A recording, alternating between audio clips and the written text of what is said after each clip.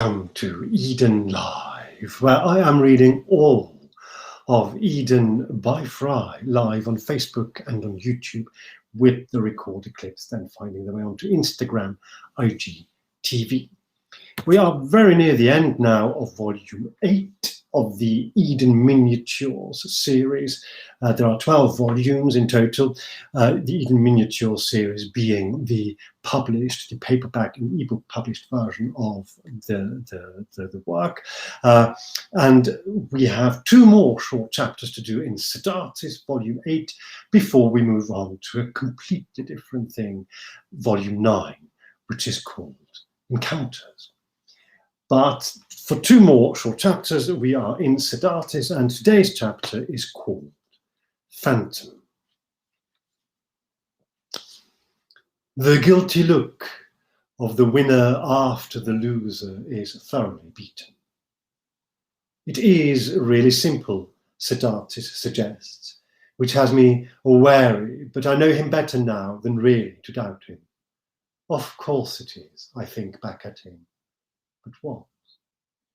If the young people, the generation now growing up, the 15, 18, 21, 25-year-olds, and maybe some of their allies who, young at heart, are older in years, but still see a future and want that future to be different to the present, which is, that it may not always seem so, thoroughly different from the past, and who, good of soul and embracing of the expansion of the universe as an indication, a hint, perhaps, an invitation even, to expand with it our minds, wherever in this universe we happen to be or be from, and who therefore, by definition, by implication also, and by both conscious and subconscious intention, seek a future that is, in definable qualitative terms, better than the present, which, even though it often may not seem so, is certainly better than the past, because it is wider, with therefore more scope for both meaning and interpretation, for both substance and differentiation. If young people want a future at all, they have to demand it, not ask for it nicely, not politely sit in the corner waiting for it to be offered, not wonder will it be offered at all, but get out on the street, get up on the box, get into the fray, whatever, wherever it may be, literally, metaphorically, passionately, and demand it, their future. Because the old people will mess it up for them, for certain.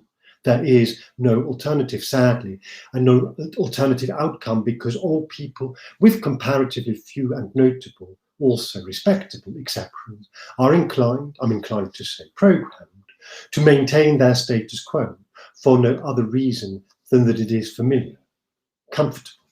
But realize, of course, that in an expanding universe, there is no standing still. If you cling on to the status quo, thinking it's stable, thinking it's solid, thinking it therefore, by definition and by implication, dependable, and so, if nothing else, for yourself, good, you are in fact regressing. In a world like yours, in which, as in all worlds currently known to anyone, entropy is an inescapable principle at work on everything. Stagnation is a move to obsolescence. All people, always allowing for significant but comparatively small numbers of exceptions, surrender to their own fate of obsolescence long before they reach it, and that is why old people cannot, in their majority, help but mess things up for the young. So unless young people get up and demand their future, there can be none.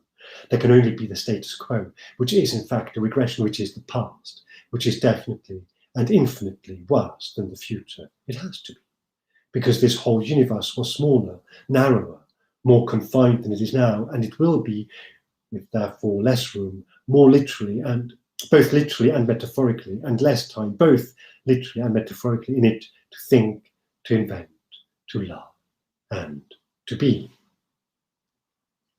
How mundane it seems to me, as you can imagine, to cite for you concrete examples, but since you asked, I didn't think I was asking. Take the obvious ones, the ones in your news right now as we converse. If young people are in Britain and want a future in Europe, they have to demand it. If they are in the United States and they want to survive their school years, they have to demand it. Demand freedom of movement, demand education in unarmed environments, demand the right to live somewhere affordable, clean, safe and sane, demand free and comprehensive healthcare, demand the right to speak and think freely and to disagree with anything I or you or anybody else is saying. That's the promise of civilization. Everything else is barbaric. Your youth has to claim civilization, not with violence, of course, but with power. Their force is in their numbers and in their energy, in their ingenuity and in their spirit. Their force is their future. They must use it. You can't do it for them, but, and here Sedartis changes his tone, and for the first time ever, I hear him sound almost seductive. You can help them. You can tell them you are on their side.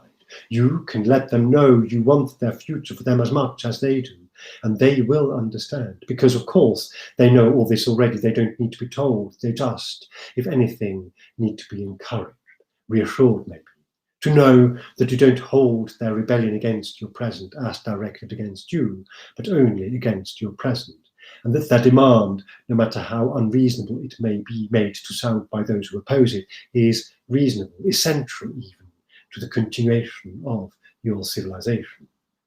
They instinctively know this. They need, if anything, only perhaps to be reminded.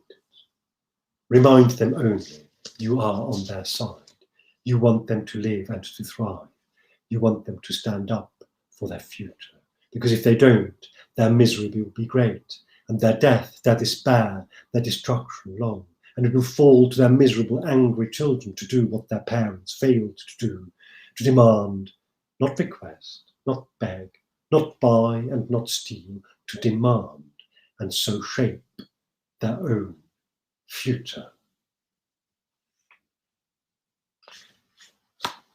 And that is it for today. I have a feeling I may have rushed this a bit, but, you know, it's all live, really. Well, it's live when I read it. It won't be live anymore when most of you watch it, but that's also just fine as it is. The next episode of Eden Live goes out on Wednesday, today being a Monday, and then after that, we are into Volume 9, Encounters. So until next time, I hope you can and are able and happy to keep well. I hope you are able to stay safe, sane and healthy, and I wish you a good half week until then, or however long it takes until you find the next episode. Until then, take good care, love and let love, and see you very soon.